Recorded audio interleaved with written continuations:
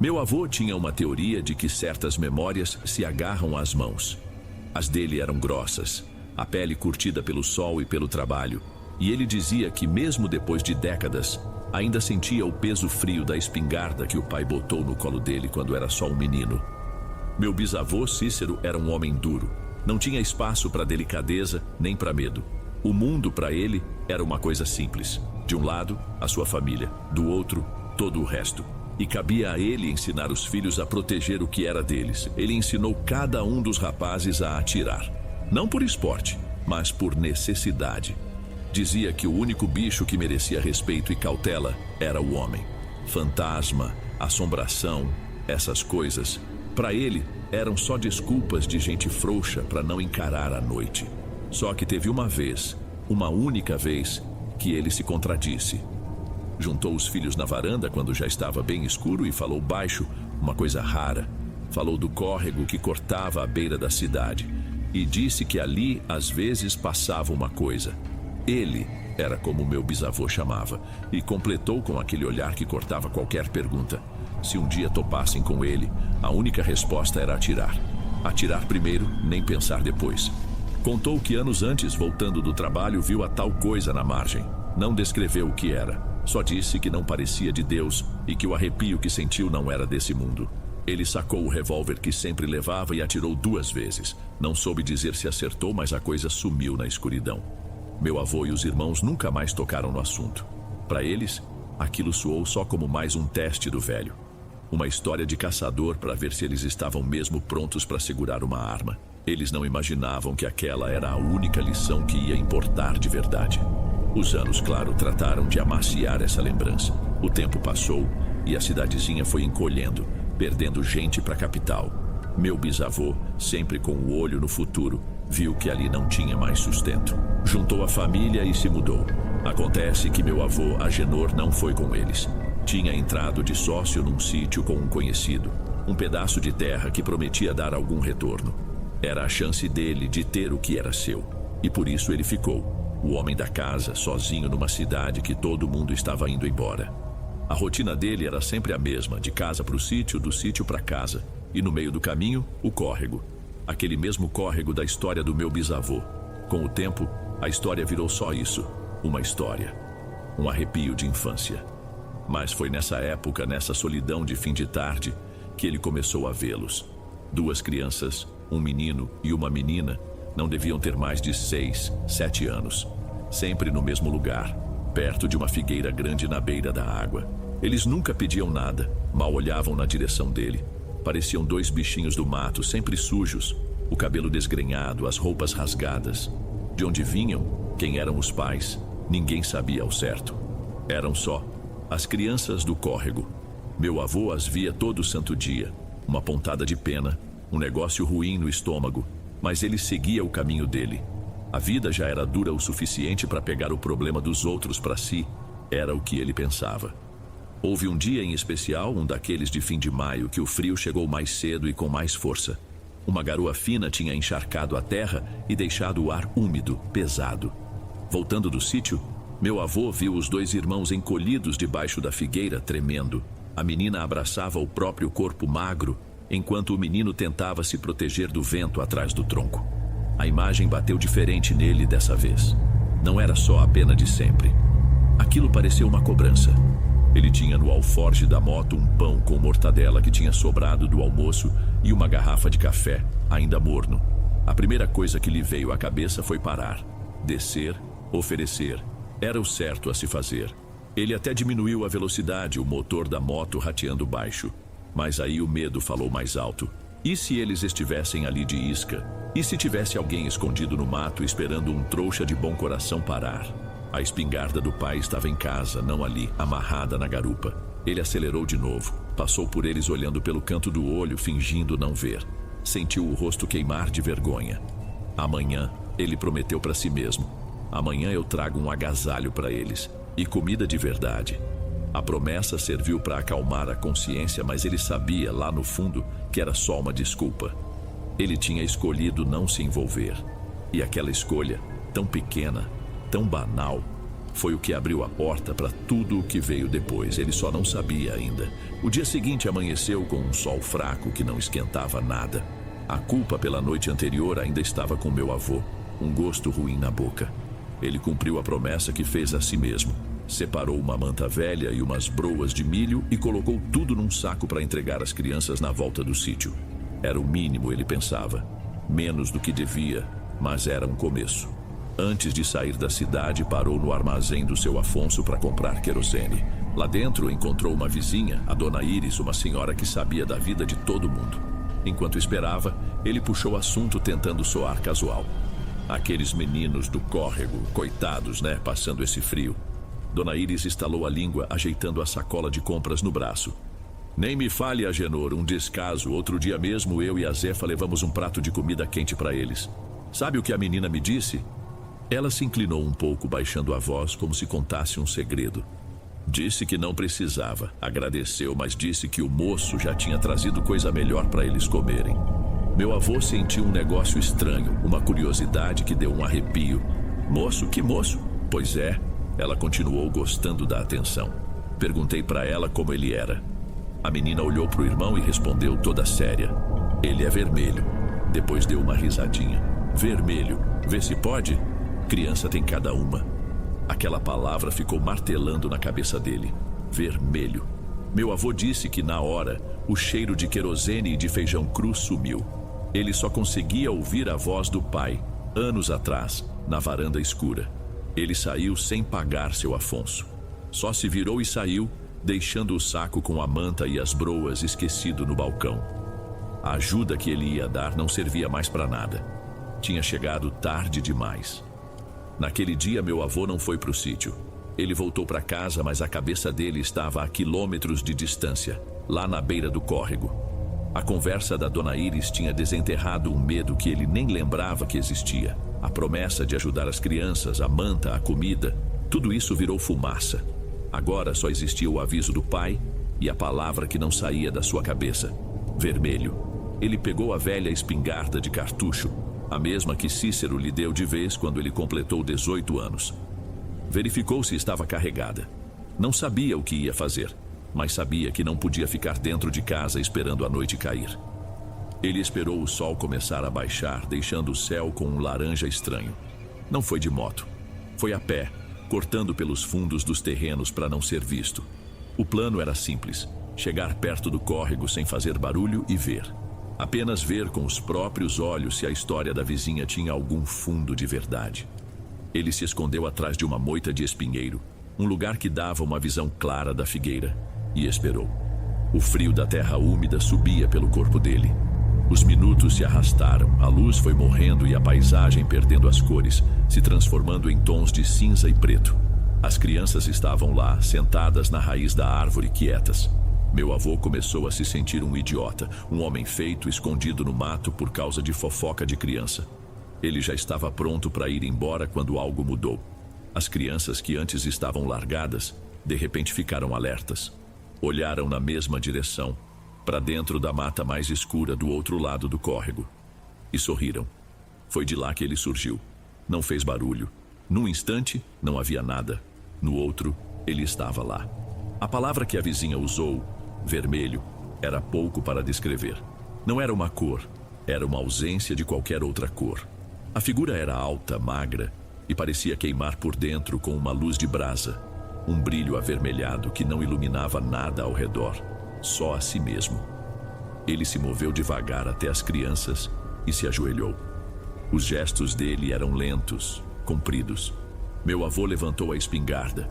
O cano gelado tremeu em suas mãos suadas. A voz do pai gritava dentro da cabeça dele: "Atira, moleque! Atira agora!" Ele botou a figura na mira. O peito do homem-brasa estava no centro da alça de mira, mas o dedo dele não obedeceu.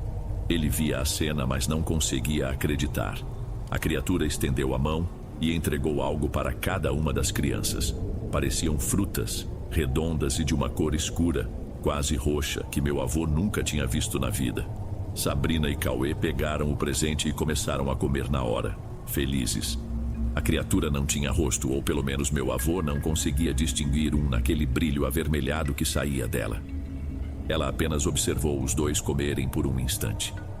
Depois, levantou-se, virou-se e caminhou de volta para a escuridão de onde veio, simplesmente desaparecendo nela.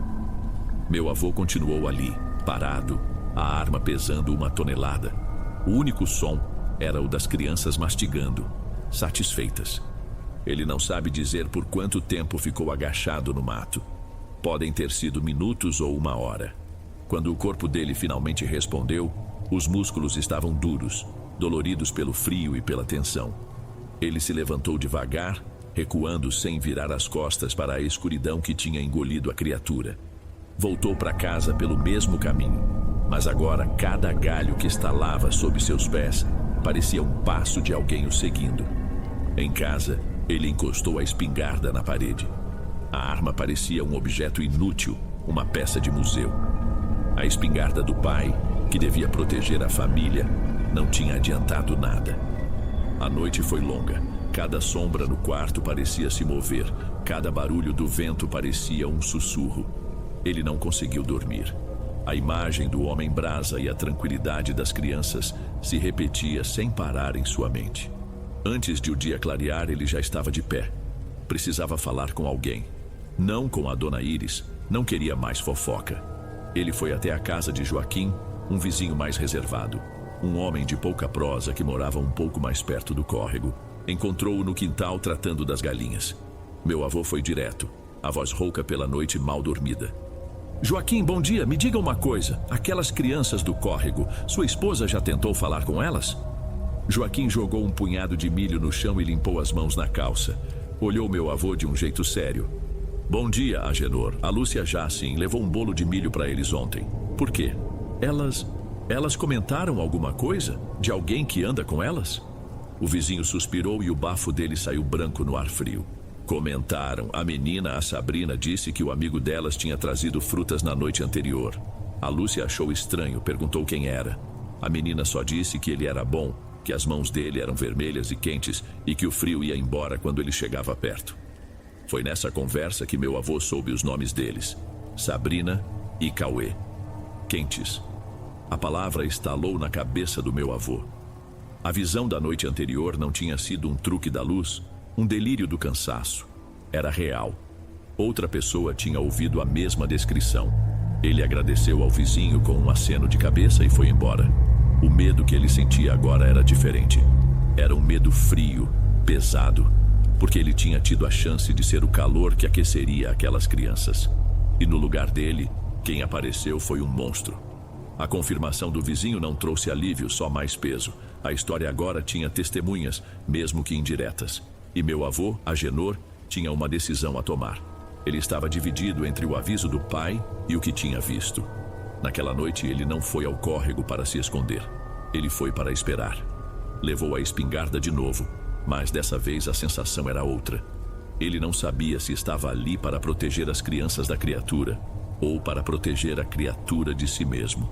Ele ficou no mesmo lugar da noite anterior, o corpo tenso, os olhos forçando a vista enquanto ficava cada vez mais escuro.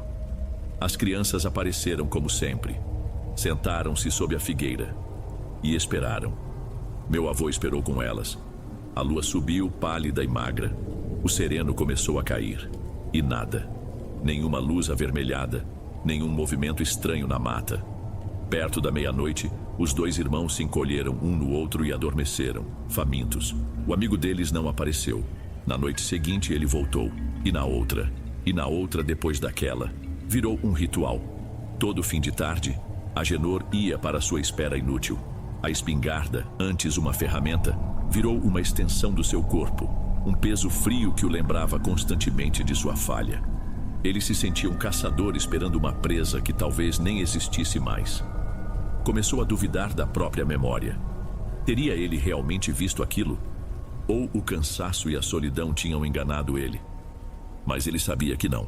A conversa com Joaquim era a prova. Então, se era real, por que não aparecia mais? Ele só conseguia chegar a uma conclusão. E era a pior de todas. A criatura sabia que ele estava ali. Na primeira noite ele era apenas um observador acidental. Agora era uma presença, um intruso. E a coisa, fosse lá o que fosse, tinha escolhido não se mostrar. A criatura não ia mais aparecer. E meu avô foi deixado sozinho no escuro com sua arma e seu arrependimento. Depois de quase uma semana daquela rotina de angústia, alguma coisa mudou. Meu avô chegou ao córrego no horário de sempre e o lugar estava vazio. As crianças não estavam lá. Ele sentiu um aperto no peito, um pressentimento ruim. Esperou até a escuridão ser completa, mas o silêncio era total. Na manhã seguinte, na cidade, a notícia correu solta e chegou a ele pela boca da dona Iris. Tinham encontrado uma tia das crianças, que morava em outra região. Ela veio e levou os dois embora. Para o resto da cidade, era um final feliz. Para o meu avô, era um ponto final. Naquele mesmo dia, ele foi até a figueira. A luz do sol tirava todo o mistério do lugar, revelando apenas a tristeza. O chão de terra batida, umas latas velhas, um pedaço de plástico sujo que servia de telhado. Era ali que eles viviam. Mexendo nos poucos rastros que sobraram, ele encontrou uma coisa. Era um bonequinho, pequeno, do tamanho da palma da mão, esculpido numa madeira que ele não conhecia. A madeira era naturalmente avermelhada, lisa e parecia guardar um pouco de calor. Tinha a forma de uma capivara. Ele soube na hora de quem era o presente. Meu avô guardou aquele bonequinho numa caixa de fósforos pelo resto da vida. Ele me contou essa história muitas vezes, e nunca foi uma história de terror sobre um bicho-papão. Era uma confissão. Ele nunca soube o que era aquela criatura. Dizia que Cícero, o pai dele, o ensinou a ter coragem para enfrentar homens e monstros, mas nunca o ensinou o que fazer quando o monstro é a única coisa no mundo que decide ser gentil. O que assombrou meu avô Agenor não foi a imagem daquele homem brasa. Foi a lembrança dos dois irmãos tremendo de frio e a certeza de que, na hora de ser humano, ele falhou. Eu herdei a caixinha de fósforos e, às vezes, quando o frio aperta, juro que sinto a capivara de madeira soltando um calorzinho fraco, quase vivo.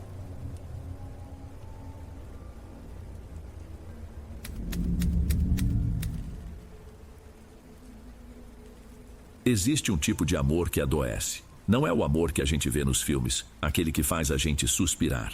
É um outro tipo, um que vira teimosia, que se agarra na pessoa como uma febre e vai secando tudo por dentro, devagar. Eu sei disso porque vi acontecer com a minha filha. Meu nome é Ofélia.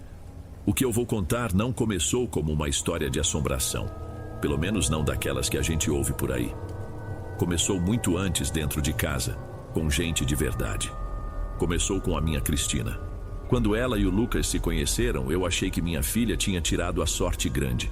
Ele era um rapaz direito, trabalhador, de pouca conversa, mas que olhava para ela de um jeito que me deixava tranquila.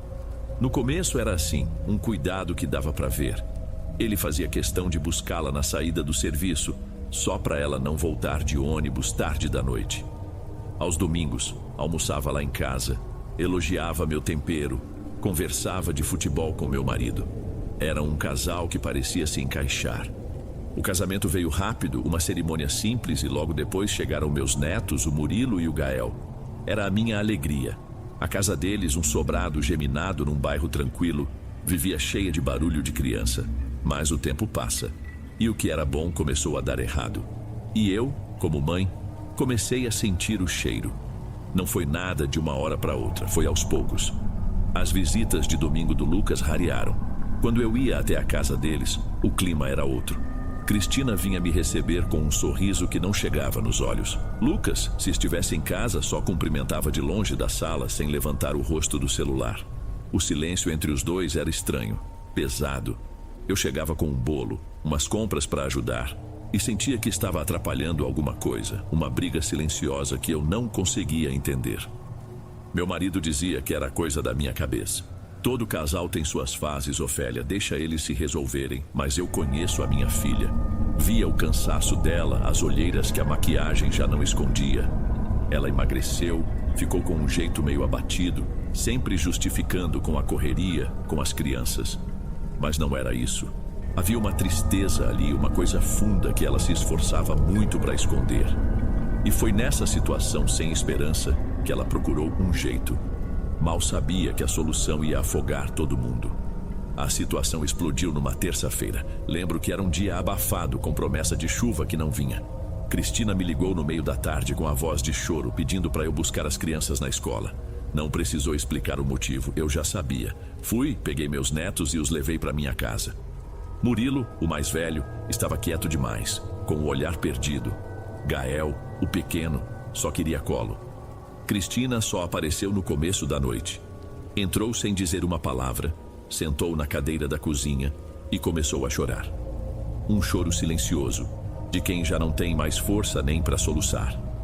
Esperei que ela se acalmasse e servi um copo de água com açúcar. Meu marido ficou na sala com os meninos, para nos dar privacidade. Ela disse com a voz rouca: "Ele quer sair de casa, mãe. Falou que não aguenta mais, que eu sugo a vida dele." Eu a abracei e senti o quanto ela estava magra. Tentei dizer as coisas que uma mãe diz nessas horas, que tudo ia ficar bem, que era só uma fase ruim. Mas ela me interrompeu. Eu já dei um jeito, olhei para ela sem entender. Que jeito, minha filha? Ela levantou o rosto e a expressão dela era uma mistura estranha de medo e teimosia. Fui numa mulher, uma que a colega do serviço me indicou. Ela não é psicóloga, mãe. Ela resolve as coisas de outro jeito. Senti um arrepio na nuca, eu sabia exatamente do que ela estava falando. Aquelas mulheres que acendem velas, que prometem trazer amor de volta com rezas tortas e coisas amarradas. Eu falei bem baixinho: "Cristina, pelo amor de Deus, você não fez isso, não se mexe com essas coisas, isso não é de Deus." Ela retrucou com uma ponta de raiva: "E deixar ele ir embora é? A senhora não entende. Eu não posso perder minha família." A mulher me garantiu. Disse que em 7 dias ele volta, manso, que nunca mais vai querer olhar para outra. Eu me afastei sentindo um aperto no estômago. Aquilo não era amor, era desespero. Um atalho perigoso que ela estava pegando sem ver o perigo que estava correndo. Tentei argumentar. Falei que a base de um casamento era o respeito, não um feitiço. Mas era como falar com uma parede. Ela já tinha decidido. Levantou-se, secou o rosto e disse que precisava ir. Antes de sair, ela se virou na porta. Foi a única saída que eu encontrei e foi embora, me deixando ali na cozinha com o copo de água intocado na mesa e a certeza de que o pior ainda estava por vir. E não deu outra. No 7º dia, Lucas voltou. Cristina me ligou, a voz cheia de um alívio que soava forçado. Disse que ele tinha chegado em casa com uma mala pequena, pedido desculpas e dito que tinha sido um erro, que a amava. Eu deveria ter ficado feliz, mas a notícia me deu um peso no peito. Fui visitá-los no fim de semana seguinte, com a desculpa de levar umas coisas para os netos. A casa estava arrumada, silenciosa demais. Encontrei Lucas sentado no sofá da sala, vendo um jogo de futebol na TV sem som. Ele me cumprimentou com um aceno de cabeça. O corpo dele estava ali, mas parecia que ele não estava ali de verdade. Ele não sorria, não reclamava, não interagia. Era como uma casca. Cristina se movia ao redor dele, nervosa, oferecendo café, perguntando se ele queria alguma coisa, e ele só respondia com sim ou não. Cristina me cochichou na cozinha enquanto eu a ajudava a guardar as compras. "Ele está mais calmo, a gente nem tem brigado", eu respondi baixo. "Isso não é calma, Cristina, ele parece doente." Ela deu de ombros sem querer me encarar. "É só cansaço do trabalho, logo ele melhora." Mas ele não melhorou, pelo contrário. Uma semana depois, Cristina me ligou, preocupada de verdade pela primeira vez. Lucas tinha começado a passar mal. Eram umas crises de enjoo que vinham do nada, uma fraqueza que o deixava de cama o dia inteiro. Ele mal conseguia comer. Reclamava de uma queimação no estômago, um aperto que não passava. Levaram-no a um médico, depois a outro. Fizeram exames de sangue, endoscopia. E o resultado era sempre o mesmo, nada. Nenhum diagnóstico, nenhuma explicação. A casa deles começou a mudar.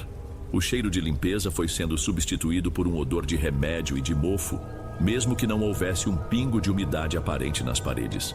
As janelas que antes viviam abertas agora ficavam quase sempre fechadas, deixando o ambiente abafado.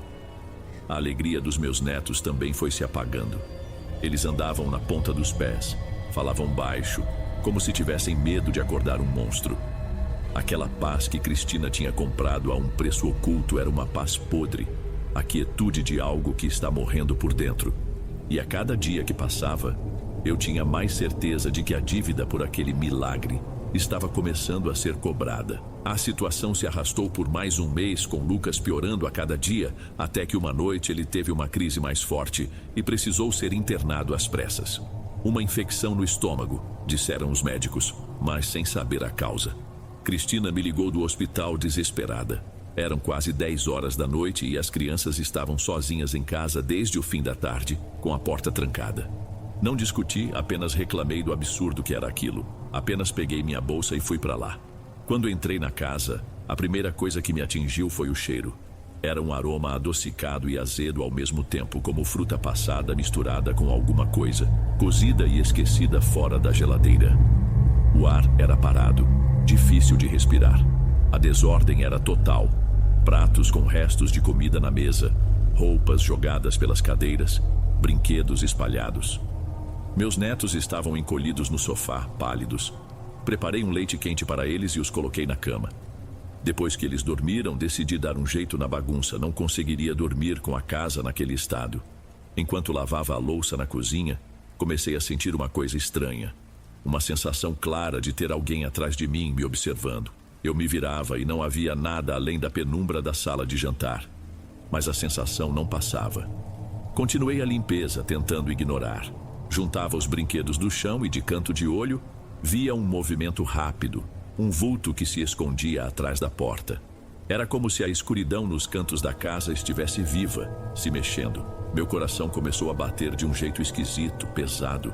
Quando terminei, sentei no sofá por um instante para tomar fôlego. Foi aí que uma tontura violenta me pegou.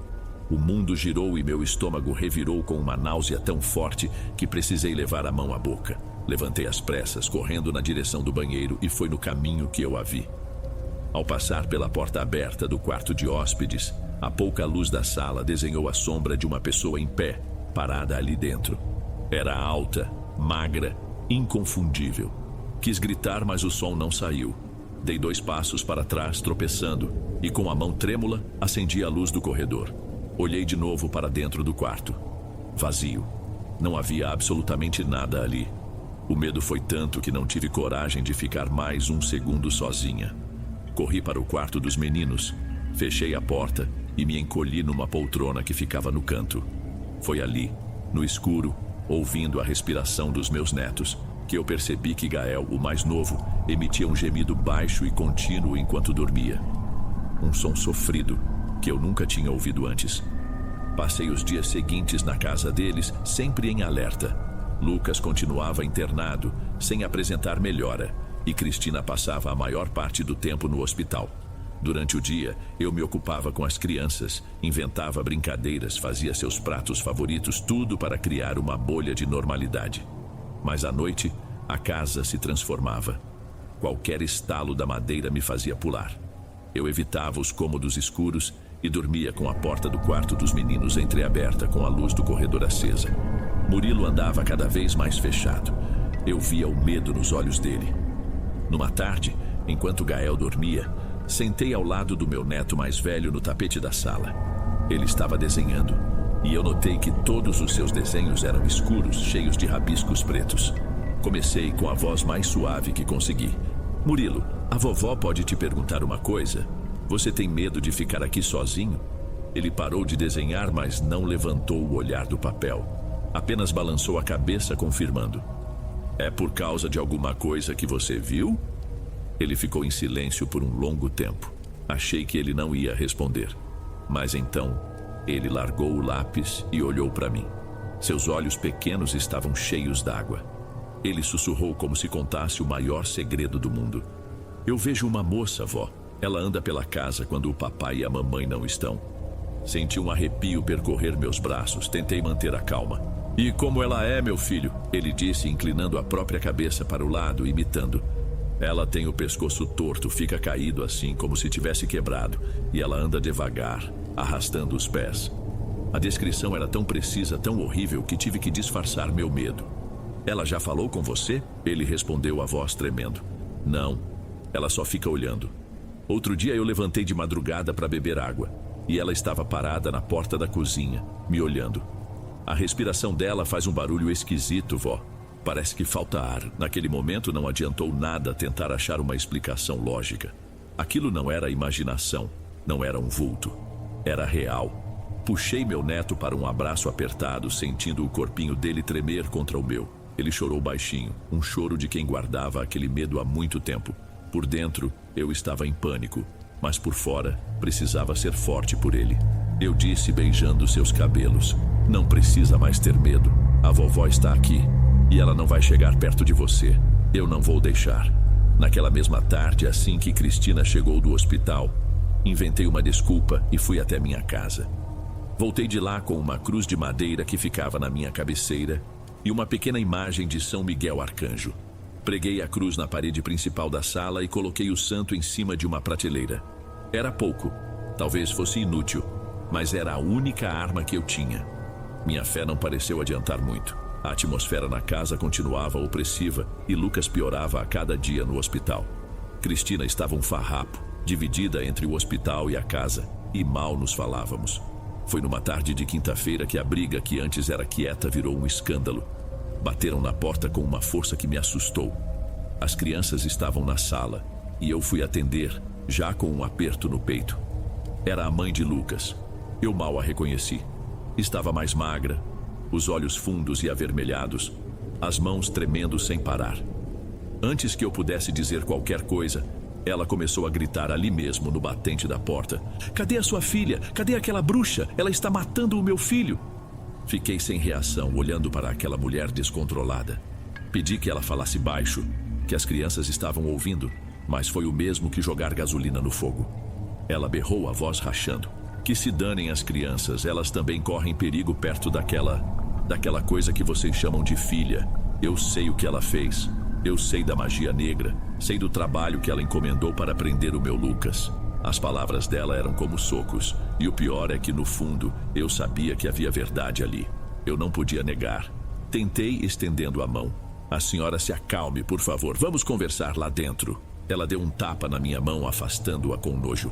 "Não toco em gente da sua laia. Desde que ele voltou para casa daquele jeito, eu senti que tinha alguma coisa errada. Aquilo não era meu filho. Fui num homem que entende dessas coisas. Ele me disse tudo. Disse que a Cristina secou a força do meu filho, que o entregou para alguma coisa ruim e que agora essa coisa está comendo ele por dentro." As lágrimas escorriam pelo rosto dela, mas seus olhos queimavam de ódio. O pior veio em seguida. Ela disse com uma firmeza assustadora: "Eu vim buscar os meus netos. Não vou deixar que eles adoeçam também. Eles vêm comigo." Ela tentou passar por mim, forçar a entrada. Naquele instante, o meu medo se transformou em outra coisa. Coloquei-me na frente da porta, barrando a passagem com o corpo. Eu disse a voz mais firme do que eu esperava: "Não, daqui eles não saem. As crianças ficam comigo." Ela me olhou com muita raiva. Por um segundo, achei que ela ia me agredir, mas ela apenas recuou, o peito subindo e descendo. Ela disse com raiva: "Você vai se arrepender disso. Quando o mal que a sua filha chamou pegar essas crianças, a culpa vai ser sua." Ela se virou e desceu os degraus da entrada, batendo o pé, me deixando ali, trêmula, com as acusações não saindo da minha cabeça. Fechei a porta e a tranquei. Eu não acreditava em tudo o que ela disse. Mas uma coisa era certa: eu precisava saber o que Cristina tinha trazido para dentro daquela casa. A visita daquela mulher me deixou quase perdendo a cabeça. As acusações dela, por mais cruéis que fossem, se encaixavam com o que meu neto tinha me contado, com a figura que eu mesma tinha visto no corredor. Eu precisava de uma prova, de algo que me dissesse que eu não estava ficando louca. Naquela mesma noite, depois que as crianças dormiram, tomei uma decisão. Com o coração disparado, entrei no quarto de Cristina e Lucas. O cheiro ali dentro era ainda mais forte, um adocicado enjoativo. Comecei a mexer nas gavetas do armário, sentindo-me uma invasora. Nas roupas de Lucas, encontrei o primeiro sinal. Em quase todas as suas camisetas, na parte da gola, havia uma mancha escura, meio oleosa. Cheirei uma delas e senti um aroma fraco de ranço, de coisa guardada úmida. Meu estômago gelou. Fui até a cama. Olhei embaixo, não vi nada. Então, com um esforço que pareceu imenso, levantei um canto do colchão. E lá estava. Era um embrulho pequeno, feito com um pedaço de pano escuro, amarrado com fios de cabelo que eu reconheci como sendo de Cristina. Minhas mãos tremiam tanto que quase não consegui pegar. Eu não queria abrir, mas precisava. Com a ponta dos dedos fui desfazendo os nós. Dentro havia uma mistura de terra escura, umas ervas secas que eu não conhecia e unhas, pedaços de unhas. Enrolado no meio de tudo, um pedaço de tecido que parecia ter sido cortado de uma cueca de Lucas. Soltei aquilo no chão como se queimasse. O horror me subiu pela garganta. Era verdade. Cristina tinha feito. Depois daquela noite, tudo piorou muito rápido. Foi como se, ao tocar naquilo, eu tivesse libertado de vez o mal que estava ali. 2 dias depois, Murilo acordou gritando no meio da madrugada. Ele queimava em febre e se contorcia segurando a barriga. A pior parte era a saliva. Ele babava sem parar, uma espuma espessa que escorria pelo canto da boca. Levei o Murilo para o mesmo hospital onde o pai estava internado. Enquanto meu neto lutava contra uma infecção que os médicos não conseguiam identificar, Cristina começou a se apagar. A pele dela foi perdendo a cor, ganhando um tom amarelado, quase esverdeado. Ela não comia, vivia apática, olhando para o nada. Então, o cabelo começou a cair. Primeiro em tufos pequenos no travesseiro. Depois, mechas inteiras saíam no pente. Ela tentava esconder, mas era impossível não ver as falhas que se abriam em seu couro cabeludo. Eu me via presa num pesadelo. Corria do quarto do hospital onde meu neto estava para casa, onde minha filha ia se acabando, mesmo viva. Ela chorava em silêncio, um choro sem som, de pura desesperança. Tinha emagrecido tanto que parecia uma sombra de si mesma. E eu, no meio daquele caos, só conseguia pensar que a mãe de Lucas estava certa. O mal que Cristina chamou não queria só uma pessoa, queria a família inteira. Meu marido, que sempre foi um homem cético, já não tinha mais o que dizer. Eu o via chorando baixo, à noite, na sala, pedindo a Deus que aquilo acabasse. Foi ele quem, num último ato de desespero, me falou de uma senhora, uma benzedeira muito velha que morava num bairro mais afastado. Não custa tentar, ele disse, e eu fui. A mulher me recebeu em sua casa minúscula com cheiro de ervas e café passado. Ela mal me olhou. Pediu apenas o nome de batismo da minha filha e do meu genro. Ficou em silêncio por um tempo, os olhos fechados, e então falou com uma voz cansada. Ela disse, sem rodeios, sua filha abriu uma porta que não devia, minha velha. Ela quis amarrar o homem na marra, e o que se amarra sem amor, apodrece. A família dele sentiu o baque e pagou com a mesma moeda. Virou uma guerra, e seus netos estão no meio do fogo. Eu comecei a chorar, implorando por ajuda. Ela balançou a cabeça devagar. O mal já foi feito, não tem como apagar. O que está nela agora é pesado demais, é vingança. Só há um jeito de acalmar a tempestade. A família do homem quer o que eles acham que é deles por direito. Querem o sangue do filho deles. Levei um tempo para entender. O sangue do filho deles, os meus netos. A condição para que a saúde de Cristina voltasse era que ela abrisse mão dos filhos, que os entregasse para serem criados pela família de Lucas. Era um sacrifício, a decisão mais cruel que uma mãe pode tomar. Contei para Cristina o que a mulher disse. Ela estava tão fraca que mal conseguiu chorar. Apenas me olhou, com aqueles olhos fundos, e sussurrou: eu não aguento mais. Foi a sua rendição. Com o coração partido, eu mesma liguei para a mãe de Lucas. Aceitei os termos. A despedida foi a coisa mais triste que já vi. As crianças não entendiam por que a mãe não podia ir junto. Murilo chorava, perguntando se ela ia ficar boa.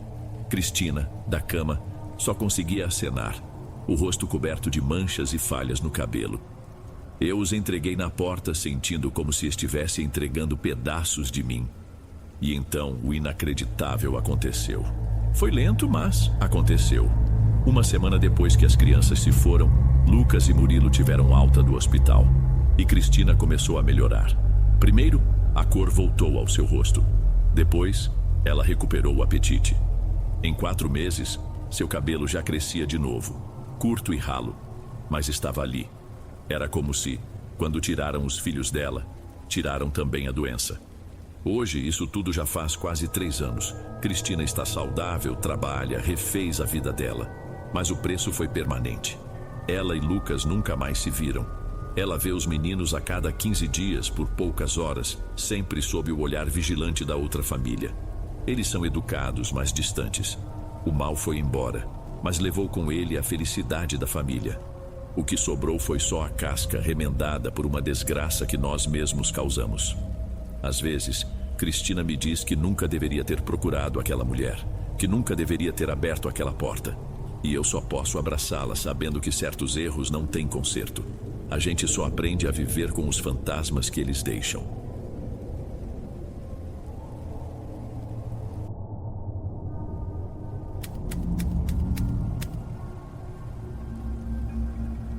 Boa noite, Dom. Meu nome é Kaique. E o que vou contar aconteceu há uns 2 anos. Eu tinha acabado de alugar uma casa pequena, a última de uma vila tranquila, daquelas com um portão só para todos os moradores. Saí de um apartamento no centro que era um inferno de ruído, buzina, sirene, a gritaria do vizinho de cima. Eu não estava procurando luxo, estava procurando sossego. E por umas semanas, achei que tinha encontrado o paraíso. A casa era simples, quase um cubículo, um quarto, sala e cozinha integradas e um banheiro. Do lado de fora, um quintal pequeno, murado, com um pé de acerola que os antigos donos deixaram. O telhado era de barro e eu gostava do som que a chuva fazia nele. Era o único barulho que eu queria ouvir. Meus dias eram calmos.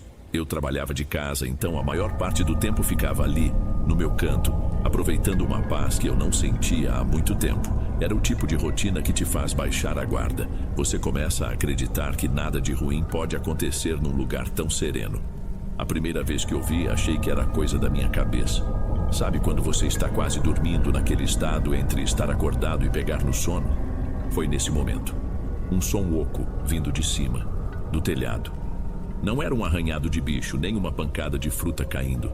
Era um peso, um baque surdo, como se alguém tivesse largado uma saca de cimento lá em cima, seguido por um arrastar. Levantei na mesma hora, tenso. Fiquei parado no meio do quarto, no escuro, só tentando escutar. O som se repetiu, mas dessa vez foi mais claro. Eram passos, lentos, pesados. Eram poucos, talvez 3 ou 4, e pareciam se mover de uma ponta a outra do telhado. A madeira da estrutura estalava sob o peso. Meu primeiro pensamento, claro, foi que era um ladrão. O medo que senti foi esse, o medo comum. Cheguei a pensar em ligar para a polícia, mas a ideia de explicar passos no telhado de madrugada me pareceu ridícula. Fui na ponta dos pés até a cozinha, peguei a faca mais pesada que tinha e fui checar as trancas. A porta da frente, trancada. A dos fundos também. Olhei pela fresta da janela da sala. A vila estava na maior escuridão, só com a luz amarelada de um poste lá na entrada. Nenhum movimento. E lá em cima, silêncio. O que quer que fosse, tinha parado. Passei o resto da noite em claro, sentado no sofá, com a faca no colo, me sentindo um idiota. Será que era um gambá? Tinha uns bem grandes por ali. Mas não. O som era pesado demais, ritmado demais. Tinha uma inteligência, uma intenção naquele caminhar. Tentei me convencer que era o cansaço, a casa nova fazendo seus barulhos noturnos. Mas eu sabia que não era. Aquilo era outra coisa. Na noite seguinte, nada. Nem na outra. Comecei a pensar que talvez tivesse sonhado, ou que a minha cabeça, ainda acostumada com o barulho da cidade, tinha inventado um som para preencher o vazio. Tentei me agarrar a essa ideia. Mas na terceira noite ele voltou. Mesma hora, depois da 1 da manhã. O baque inicial, seco, e depois os passos, arrastados e pesados, passeando sobre a minha cabeça.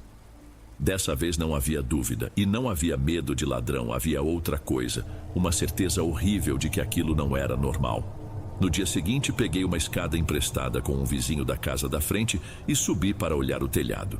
Eu esperava encontrar alguma coisa, qualquer coisa, uma telha quebrada, um galho de árvore pesado que pudesse ter caído ali, até mesmo sujeira de algum bicho. Mas não tinha absolutamente nada. As telhas estavam todas no lugar, limpas, tirando a poeira comum. Desci de lá mais confuso do que antes. Um animal daquele peso teria, no mínimo, quebrado alguma coisa, e não havia um único sinal. A coisa começou a virar uma rotina sinistra e imprevisível. Acontecia 2, às vezes 3 vezes por semana, mas nunca em noites seguidas. Era o suficiente para me deixar em estado de alerta constante. O meu trabalho começou a ser afetado. Eu passava o dia cansado, com olheiras, e bastava o sol começar a se pôr para uma ansiedade começar a subir. A casa, meu refúgio, estava se tornando o foco do meu medo. Minha última tentativa de ser racional foi usar a tecnologia a meu favor. Deixei o celular gravando em cima do criado mudo. Naquela noite, os passos vieram, mais nítidos do que nunca.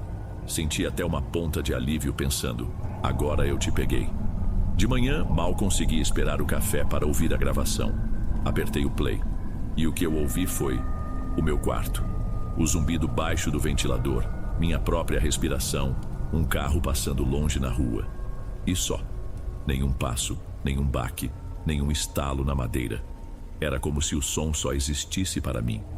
Foi aí que o medo de verdade começou.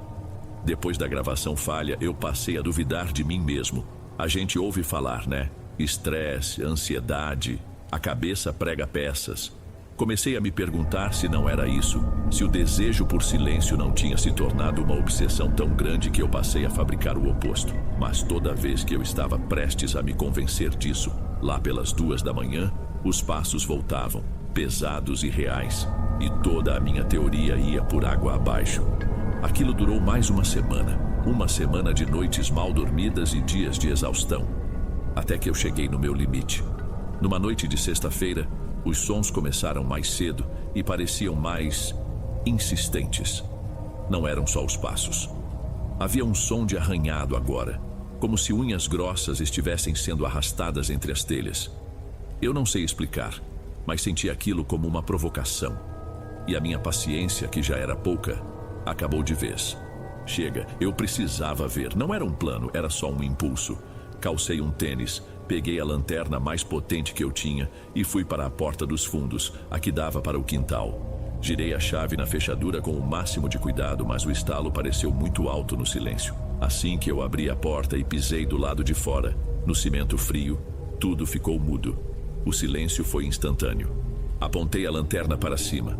O facho de luz varreu as telhas de barro, o pé de acerola, o muro alto. Não tinha nada, absolutamente nada. Fiquei ali, parado, por 1 minuto inteiro, com a luz vasculhando cada canto do telhado.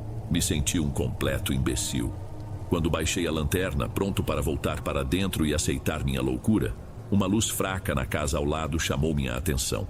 Era a janela da cozinha da minha vizinha. E parada, a silhueta dela contra a luz da janela. Uma senhora imóvel olhando diretamente para mim. Não sei dizer há quanto tempo ela estava ali, me observando no escuro. Apaguei minha lanterna no mesmo instante e entrei em casa, trancando a porta com um baque. O medo dos passos no telhado não era nada comparado ao desconforto de saber que ela estava me olhando. Passei o sábado inteiro trancado, olhando pela fresta da cortina, esperando um sinal dela.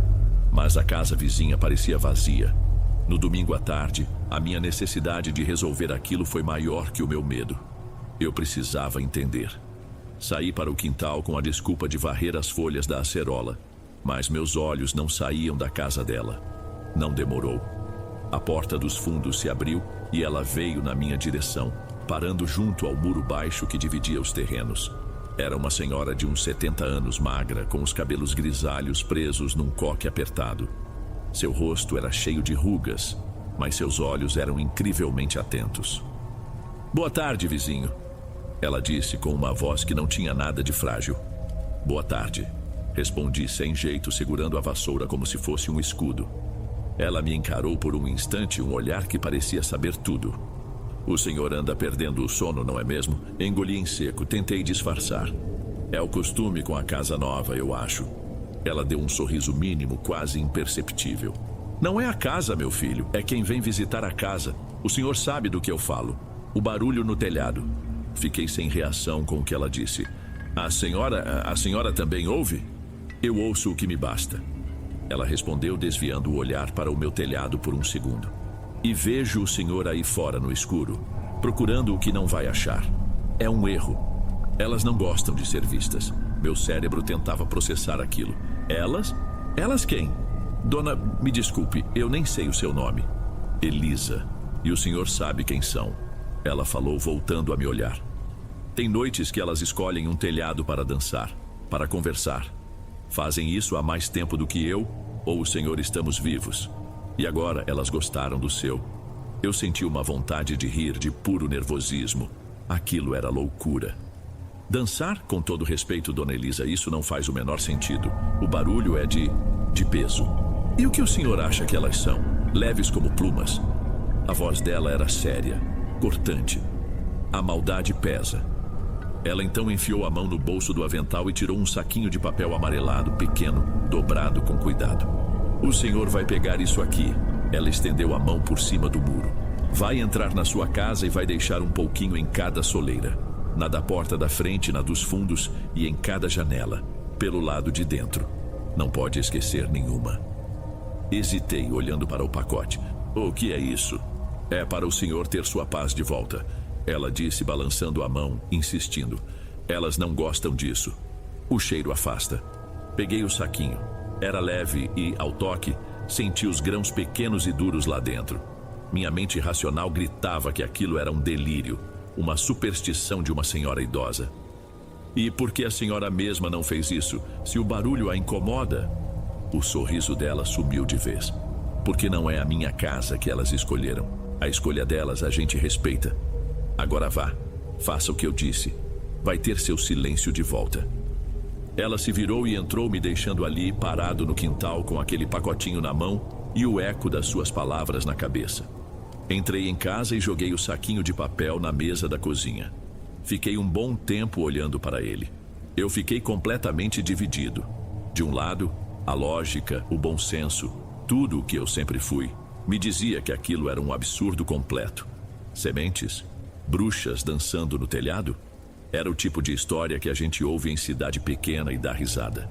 Eu estava me sentindo um idiota só de pensar naquilo. Mas do outro lado estava o cansaço, a exaustão de noites em claro, a angústia de ouvir aqueles passos, a frustração de não encontrar nenhuma prova, nenhuma explicação. E, acima de tudo, a lembrança do rosto de Dona Elisa, a certeza nos olhos dela. Ela não parecia louca, parecia informada.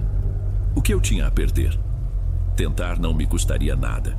Se não funcionasse, eu jogaria as sementes fora e no dia seguinte começaria a procurar outro lugar para morar. Se funcionasse, bem, eu não queria nem pensar no que isso significava. Abri o pacote. Dentro havia um punhado de grãos escuros, menores que um grão de arroz, duros e completamente sem cheiro. Respirei fundo, me sentindo um tolo, e comecei o ritual. Fui primeiro na porta da frente. Derramei uma pequena linha de sementes na soleira do lado de dentro. Depois na porta dos fundos. Em seguida, na janela da sala e depois na do quarto. Por último, a pequena janela do banheiro. Fiz tudo de forma mecânica, tentando não pensar no que estava fazendo. Era como seguir a receita de um bolo bizarro. Quando terminei, ainda havia um pouco de semente no pacote. Dobrei o papel e deixei de volta sobre a mesa. Olhei em volta. A casa era a mesma. Nada tinha mudado. O sol da tarde entrava pela janela, iluminando a poeira no ar. A sensação de ridículo era enorme. Sentei no sofá e fiquei ali, esperando a noite chegar, com um novo tipo de ansiedade. A ansiedade de descobrir se eu era louco ou se o mundo era muito mais estranho do que eu imaginava. Naquela primeira noite eu não dormi. Fiquei deitado, de olhos abertos, esperando. Cada estalo da geladeira, cada ruído vindo da rua me deixava tenso. Deu 1h da manhã, 2, 3 e nada. O silêncio era total, absoluto, mas não era o silêncio bom que eu conhecia. Era um silêncio pesado, uma falta de som tão grande que chegava a incomodar. Era estranho, mas era 1000 vezes melhor do que os passos. A noite passou em branco, mas em paz, e a noite seguinte também. E a outra. Depois de uma semana sem ouvir absolutamente nada fora do comum, eu comecei a relaxar. Aos poucos, a memória daquelas semanas de angústia foi se tornando distante, como um pesadelo que a gente esquece os detalhes ao acordar. Voltei à minha rotina, o trabalho rendia, meu humor melhorou. A casa voltou a ser o meu refúgio. Eu varria o chão da cozinha e às vezes encontrava um ou outro grão escuro que tinha se espalhado, e aquilo era a única lembrança concreta do que tinha acontecido. Eu não entendia e decidi que não precisava entender. Apenas funcionou. Vi Dona Elisa algumas vezes depois disso. Ela varrendo a calçada, eu saindo para ir ao mercado. A gente só se cumprimentava com um aceno de cabeça. A gente se entendia sem precisar falar. Nenhuma palavra sobre o assunto foi dita. Não precisava. O acordo, fosse lá o que fosse, estava cumprido. Eu tinha minha paz de volta, e era só isso que importava. A vida, enfim, tinha voltado ao normal. Quase um ano se passou, um ano de silêncio absoluto. Aquele episódio todo tinha se tornado uma memória distante, uma história bizarra que eu guardava para mim. Na minha cabeça, eu tinha passado por um surto de estresse e uma vizinha supersticiosa tinha me ajudado com um placebo. Era a explicação mais confortável. A vida estava tão boa que recebi uma proposta de promoção no trabalho. O único, porém, é que eu teria que me mudar, ir para mais perto da sede da empresa, o que ficava a uns bons quilômetros dali. Eu amava a minha casinha, mas era uma oportunidade que eu não podia recusar. Comecei os preparativos. Encontrei um apartamento novo, assinei a papelada. Estava tudo certo. Contratei uma pequena empresa de frete para a mudança, marcada para um sábado de manhã. Na sexta à noite, deixei as últimas caixas prontas, sentindo uma ponta de tristeza por deixar meu refúgio, mas animado com a nova fase. No sábado, o caminhão não apareceu. Liguei para a empresa e o dono, desesperado, me disse que o único caminhão deles teve um problema bizarro no motor na estrada e não ia ter conserto tão cedo. Fiquei frustrado, mas essas coisas acontecem. Adiei a mudança para a semana seguinte e contratei outra empresa, maior e mais cara, para não ter erro. A semana passou. No outro sábado, o caminhão chegou pontualmente. Os carregadores começaram a levar as caixas. Quando só faltava a minha mala de roupas e a caixa com os documentos, eu fui pegar a chave do carro na mesinha da sala e ela não estava lá. Nem a chave da casa. Procurei em todos os bolsos, em todas as superfícies. Virei gavetas. Nada. Perdi 2 horas procurando, com os homens do frete esperando, impacientes. Tive que dispensá-los e pagar pela visita. Foi humilhante. No dia seguinte, exausto, passei pela porta da frente e lá estava o molho de chaves caído bem sobre a soleira, como se tivesse batido numa parede invisível e caído ali. Eu não tinha como não tê-lo visto antes. Aquilo foi estranho demais para ser coincidência. Uma desconfiança ruim começou a aparecer. No outro dia, decidi testar uma coisa. Enchi meu carro com algumas caixas, o máximo que cabia. Entrei, coloquei a chave na ignição. Para meu alívio, o motor ligou de primeira. Acelerei devagar e no instante em que as rodas dianteiras cruzaram o portão da vila, o carro morreu com um tranco seco, como se o limite não fosse só a casa. O painel se apagou, estava completamente morto. Foi quando o medo voltou com tudo, aquele mesmo que eu já conhecia. Saí do carro e olhei para a casa. Olhei para as janelas, para a soleira da porta. Lembrei das sementes. Lembrei das palavras de Dona Elisa. A escolha delas a gente respeita. Um pensamento absurdo, impossível, tomou conta de mim. Deixei tudo ali e comecei a andar. Atravessei meu quintal e saí pelo portão da vila. Decidi ir a pé até a padaria, a 2 quadras dali, só para provar a mim mesmo que eu podia. Conforme eu me afastava, comecei a sentir um enjoo, uma tontura forte. Minha respiração ficou curta e me deu um pânico tão forte que minhas pernas bambearam. Parecia que meu corpo estava se desligando. Eu ia desmaiar ali mesmo, na calçada. Cambaleando, me virei e comecei a voltar. A cada passo que eu dava em direção à minha casa, o mal-estar diminuía.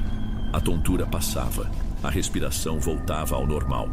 Quando pisei de novo no cimento do meu quintal, eu estava perfeitamente bem, completamente curado. Fiquei parado ali no sol, finalmente entendendo. O alívio que senti por um ano não era paz. Era outra coisa. Olhei para a janela de Dona Elisa. Ela estava lá, me observando. Dessa vez eu vi seu rosto claramente. Ela não parecia assustadora. Havia uma espécie de pena no seu olhar. Ela só balançou a cabeça negativamente, muito devagar. Eu não expulsei nada, eu aceitei uma proteção. E o preço, como ela tinha insinuado, era este. As sementes não criaram um escudo, criaram uma âncora. Elas não protegiam a casa. Elas me protegiam na casa. Eu estou seguro aqui. As dançarinas do telhado nunca mais voltaram. Mas eu também nunca mais saí, desde aquele dia. O silêncio que eu tanto procurei agora é o som da minha prisão.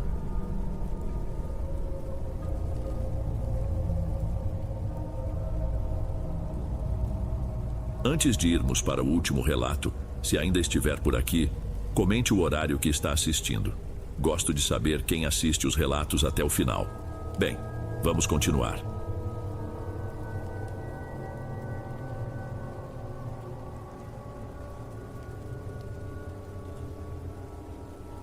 Antes de irmos para o próximo relato, se você é novo por aqui, não se esqueça de se inscrever no canal e ativar o sininho para receber as próximas histórias. Sua presença é importante e seu apoio é essencial. Bem, vamos continuar.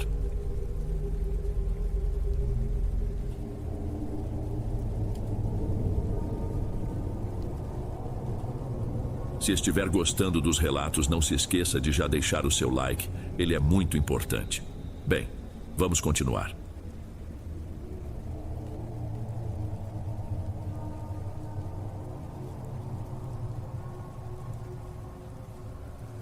Ei pessoal, obrigado por ouvirem. Clique no sininho de notificações para ser alertado de todas as futuras narrações. Lanço vídeos novos todos os dias por aqui. Espero te ver nos próximos. Agora na tela vou deixar outros 2 bons vídeos que sei que irão gostar. Te vejo por lá.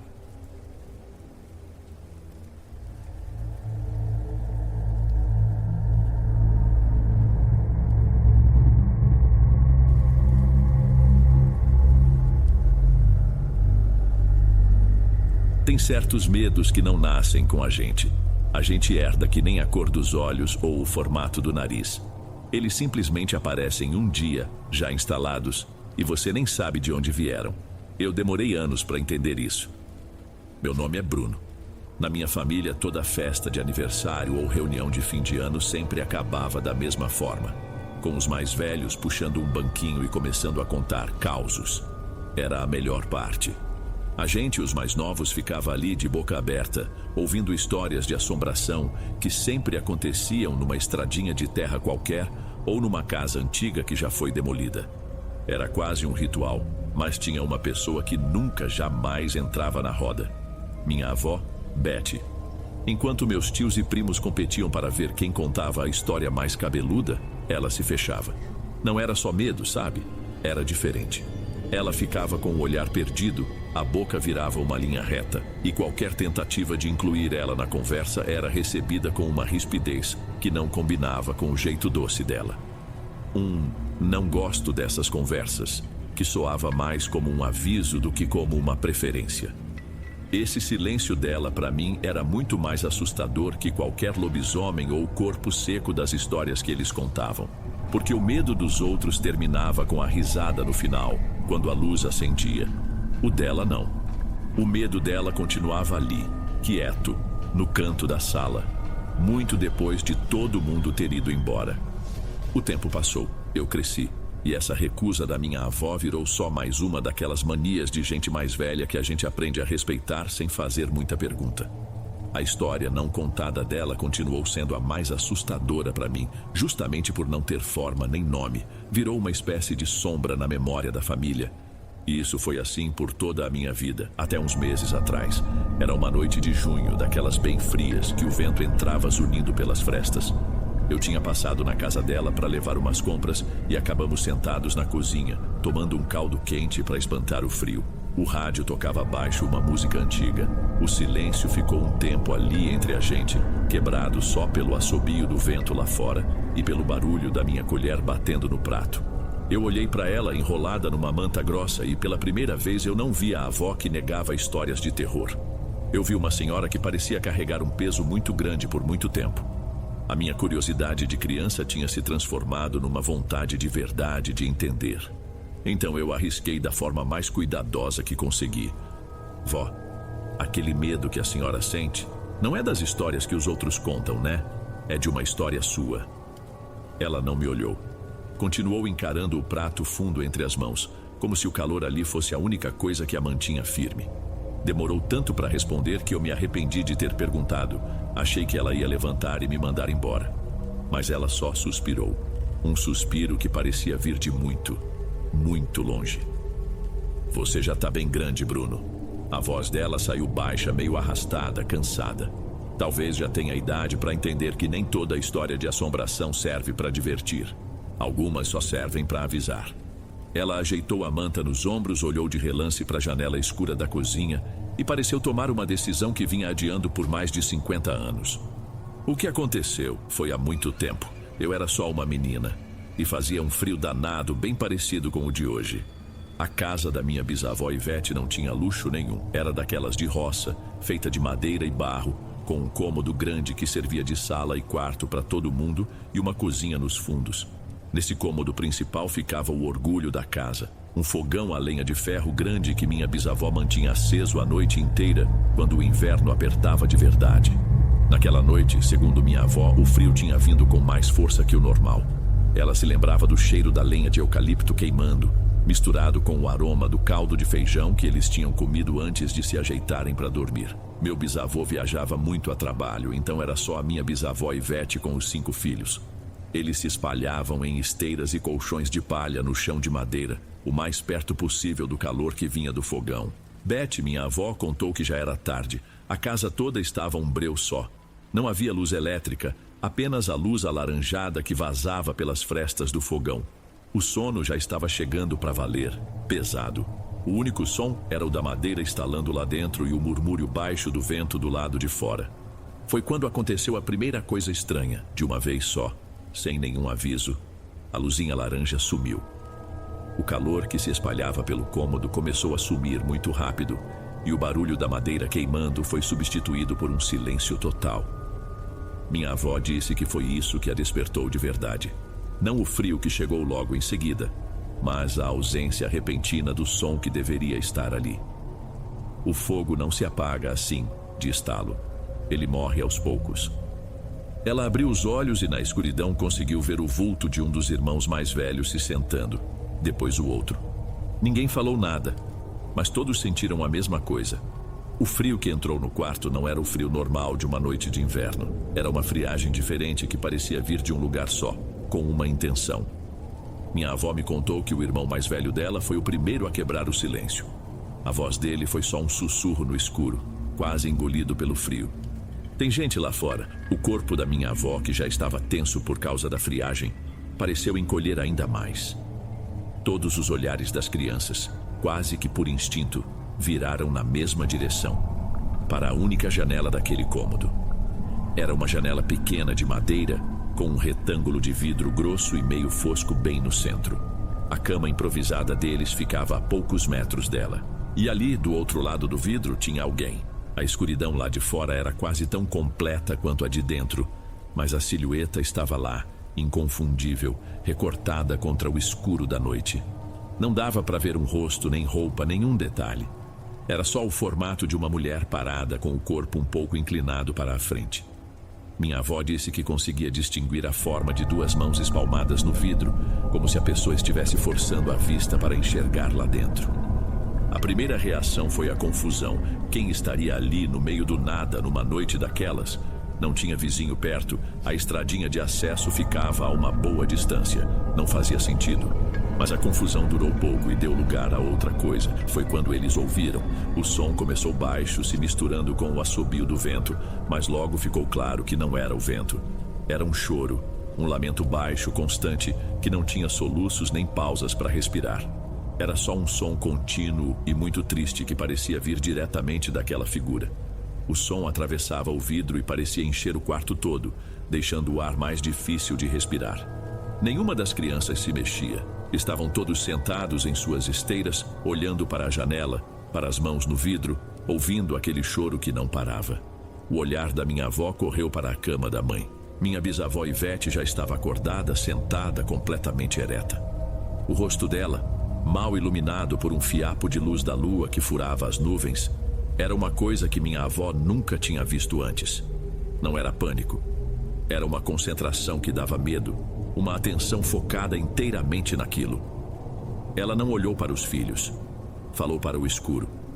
A voz dela foi um sussurro, mas era dura. Deitem, agora. Eles obedeceram no mesmo instante sem pensar. Finjam que estão dormindo. Ela continuou, o sussurro mais baixo e mais firme ainda. Não abram os olhos, não se cubram. Apenas fiquem quietos. Ela já vai embora. Deitar e fechar os olhos foi a coisa mais difícil que minha avó já fez na vida. Cada músculo do corpo dela queria encolher, se esconder debaixo de qualquer coisa. Mas a ordem da minha bisavó tinha sido clara: finjam que estão dormindo. Fiquem parados. E a voz dela não deixava espaço para a desobediência. Então ela ficou ali, deitada de lado, virada para a parede, com os olhos apertados. O esforço para manter a respiração calma e funda, como a de alguém dormindo, era enorme. Ela ouvia o próprio coração batendo de um jeito descontrolado dentro do peito e tinha certeza que, no silêncio do quarto, todo mundo também ouvia. O choro não parava, não por um segundo. Minha avó contou que era um som que entrava pelos ouvidos e parecia grudar na alma. Monótono, sem fim, quase mecânico. Não parecia o choro de alguém com dor ou tristeza. Era só um som. Um som que não deveria existir. E tinha a sensação de estar sendo observada. Ela disse que era uma coisa física, um peso no ar, uma pressão. Como se o olhar daquela mulher do lado de fora atravessasse a madeira, o vidro, a escuridão, e estivesse inspecionando cada um deles, um por um, esperando o menor movimento. Ao lado dela, ela sentia o tremor do corpo do irmão, um tremor fininho, incontrolável, e ela sabia que o medo dele era tão grande quanto o dela. E com certeza não era do frio. Depois do que pareceu uma vida inteira, a curiosidade de criança foi mais forte que o medo. Ela precisava saber. Com o maior cuidado do mundo, movendo só o músculo da pálpebra, ela abriu o olho esquerdo. Uma fresta minúscula, quase nada, só o suficiente para mirar na direção da janela. A mancha escura continuava lá, as mãos ainda estavam espalmadas no vidro, imóvel. O choro incessante era a única coisa que provava que aquilo não era uma estátua, uma sombra pregada no mundo. O simples fato de confirmar que a aparição não tinha ido embora trouxe um medo tão forte que ela fechou o olho de novo com força, com medo que a figura tivesse percebido. De vez em quando, a voz da minha bisavó cortava o ambiente ainda naquele sussurro que mal movia o ar. Durmam, ela está quase indo, mas ela não ia. As horas se arrastaram com a lentidão de um pesadelo. A noite parecia que não ia ter fim. Minha avó se concentrava na respiração da mãe. Era a única coisa que a mantinha sã. A respiração de Ivete era calma, ritmada, como se ela estivesse meditando. Se a mãe não estava desesperada, então talvez houvesse um jeito de sobreviver àquilo. Mas o pensamento que vinha logo em seguida era ainda pior. Que tipo de perigo era aquele que exigia uma calma daquela, uma frieza daquela para ser enfrentado? Ela não sabe dizer quanto tempo ficaram assim. A única certeza era que o choro continuava, a figura continuava, e a noite parecia infinita. Eles não souberam dizer se dormiram de exaustão ou se simplesmente desmaiaram de medo. Minha avó só sabe que em algum momento no meio daquela vigília, o cansaço venceu. A primeira coisa que a despertou não foi a luz, foi o silêncio. Depois de passar horas com aquele choro contínuo martelando na cabeça, o silêncio que ficou no lugar era pesado. O lamento tinha parado. Assim, de repente. Tinha cortado no meio de uma nota, e o vazio que ficou no lugar era tão pesado e presente quanto o som tinha sido. Ela ficou parada, só ouvindo, nada. Só o canto de um galo, muito longe. Ninguém se mexeu de imediato. O medo ainda estava ali, grudado nos ossos. Mas aí, bem devagar, uma linha cinza claro começou a se desenhar na fresta da janela. A primeira luz da manhã. Foi o irmão mais velho quem teve a coragem. Ele se sentou devagar, olhou para a mãe, que continuava imóvel, e depois se arrastou até a janela. Espiou por uma fresta do lado do vidro. Ficou um tempo ali e depois só disse: "Não tem ninguém." Foi como se uma represa se rompesse. Todos se sentaram. O alívio era tanto que alguns começaram a chorar baixo. Um choro de verdade agora, de nervoso. Minha avó se levantou, as pernas bambas, e também foi olhar. Lá fora, o campo estava coberto por uma névoa fina, tudo quieto e pacífico, como se a noite anterior tivesse sido só um pesadelo que todo mundo teve junto. Foi aí que a irmã mais nova soltou um grito baixo, mas de espanto, não de medo, e apontou para o fogão a lenha. O calor que eles sentiam não era só o alívio. O fogo estava aceso. Uma pilha de brasas vermelhas e vivas irradiava um calor gostoso pelo cômodo. Minha bisavó abriu os olhos no mesmo instante, o olhar fixo no fogo. Ninguém entendeu. O fogo tinha se apagado por completo. Tinha virado cinza. Não tinha como ele ter voltado sozinho. Ivete se levantou agindo com uma normalidade que era assustadora. Vamos levantando todo mundo, o dia já começou. A voz dela estava rouca. Ela se recusou a falar sobre o que tinha acontecido.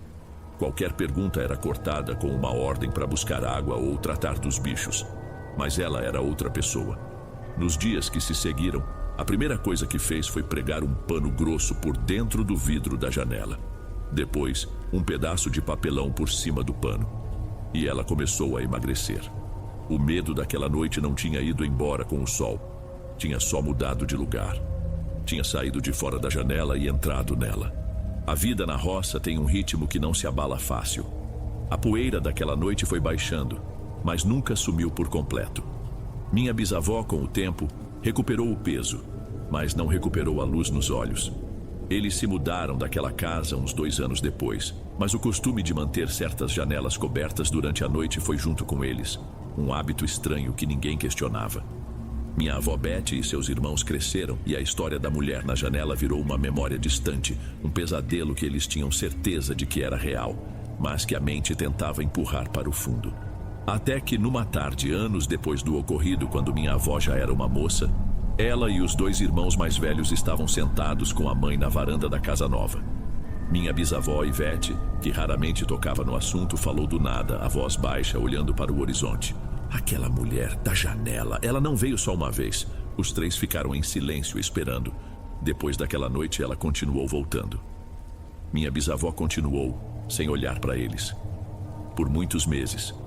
Só que em silêncio. Ela não chorava mais. Só ficava lá fora, parada, olhando. Às vezes naquela janela, às vezes em outra.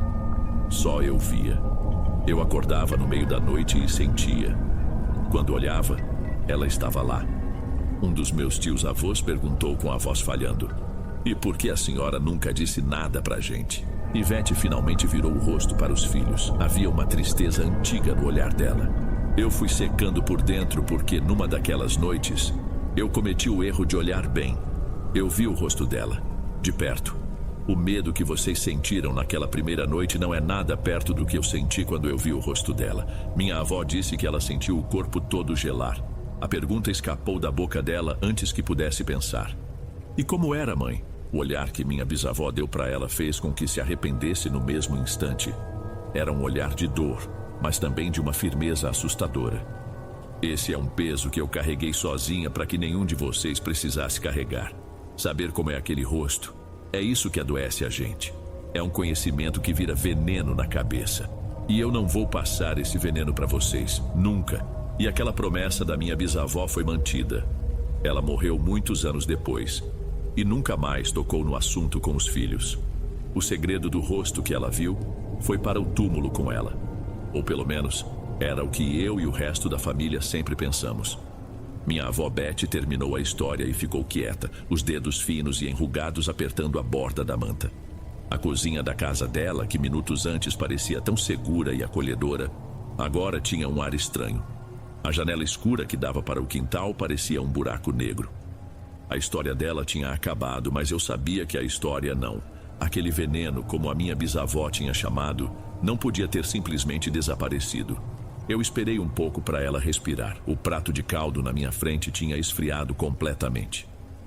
Vó, comecei com cuidado. A bisa Ivete, ela cumpriu a promessa. Ela nunca contou, nem para a senhora. Depois de muito tempo. Minha avó levantou os olhos do chão e me encarou. E pela primeira vez na minha vida, eu vi o medo dela de perto. Não a rispidez, não o silêncio de sempre. O medo puro. Os olhos dela brilhavam de lágrimas que não caíam. Ela me contou. A voz dela foi um sussurro quebrado.